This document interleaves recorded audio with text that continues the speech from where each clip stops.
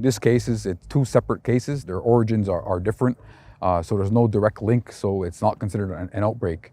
But yes, there has been two positive cases, and again, public health has been on the job all weekend long, making sure that everybody's properly notified and guided, through the next steps, either to be tested and/or isolation.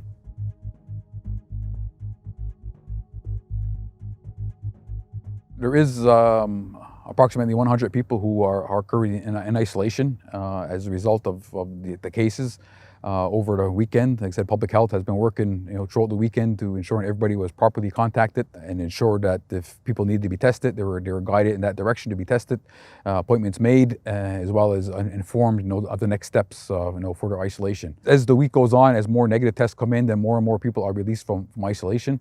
But these are numbers we haven't seen, since early January. It's alarming, and we have to again underscore the fact we've been saying time and time again. We have to remain vigilant. We have to keep watching, because with the unknowns of the variants, which we've been talking about a lot in the past several weeks, when an individual in one household has to be tested, and then there is a requirement for the whole family, the whole household to be isolated together until the results are attained by the individual through public health.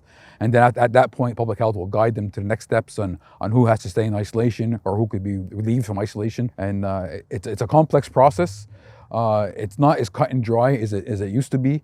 Now it's basically a risk analysis that has to be done, and that's done through the clinicians at Kahnawake Hospital. We did have confirmation that there was at this point at least two that were related to variants. So again, that's again concerning. Thankfully, as we speak today, everybody's health is relatively well, but that does show that the variants are here.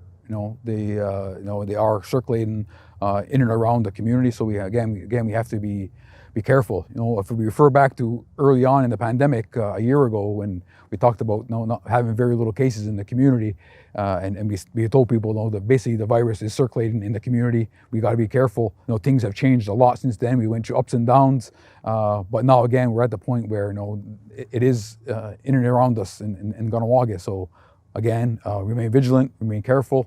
If you haven't got your vaccine, that's still a key part of the puzzle.